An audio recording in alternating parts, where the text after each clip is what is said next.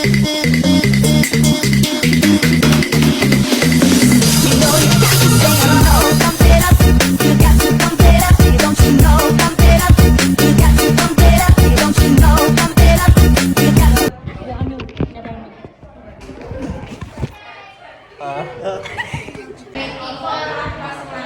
siapa nih?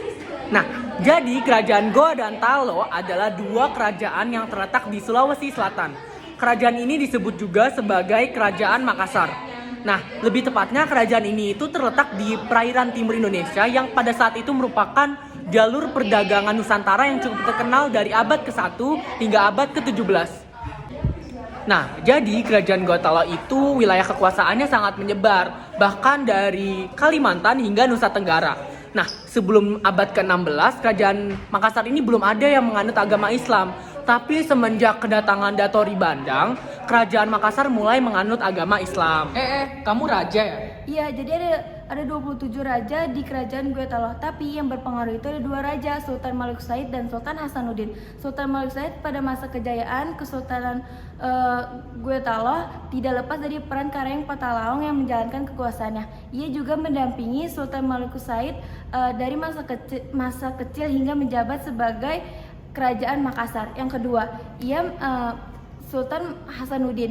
Ia menjalankan kejayaan Gotalo yang terkait pemerintah Sultan Malik Said yang naik tahta pada tahun 1639.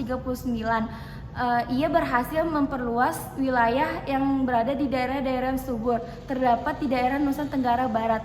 Ia terkenal sebagai negara maritim. Kerajaan Gorontalo sebagai pusat perdagangan dikarenakan mempunyai pelabuhan yang baik, jatuhnya Malaka di tangan Portugis, dan letaknya strategis sebagai pusat pelabuhan. Selain perdagangan, Makassar juga mengembangkan pertanian karena Makassar memiliki dan menguasai daerah-daerah yang subur di wilayah timur Sulawesi Selatan. Vilko lagi ngapain? Oh, lagi jelasin buat murid-murid tuh pada.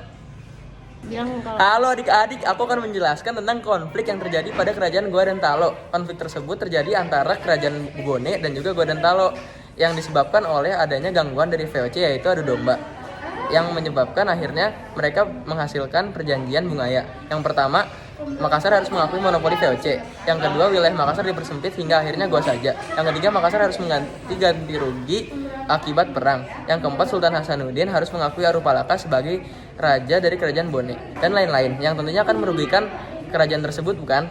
Runtuh. Apa yang diruntuh? Kerajaan Gotalo.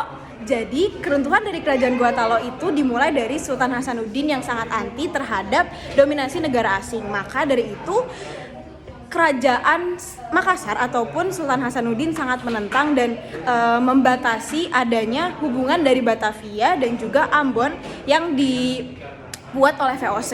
Maka dari itu, kedua belah pihak dari mereka sangat ribut dan banyak peperangan, dan akhirnya terjadi beneran peperangan besar di daerah Maluku. Pada peperangan tersebut, daerah ataupun kerajaan Makassar memberikan perlawanan yang sangat besar dan memporak-porandakan Belanda sekali. Maka dari itu, pada perang tersebut Sultan Hasanuddin disebut ayam jantan dari timur. Nah, dari peperangan tersebut, karena sangat melemah, akhirnya Belanda ini membuat suatu politik adu domba antara kerajaan Makassar dan kerajaan Bone yang pada saat itu dirajai oleh Raja Arupalaka. Nah, Raja Arupalaka dan kerajaan Bone ini merasa dijajah oleh kerajaan Makassar dan akhirnya mereka minta tolong ke VOC untuk dibantu untuk melawan kerajaan Makassar. Nah, setelah dari perlawanan tersebut, akhirnya Belanda berhasil menguasai Makassar dan akhirnya Makassar menandatangani sebuah perjanjian Bongaya pada tahun 1667.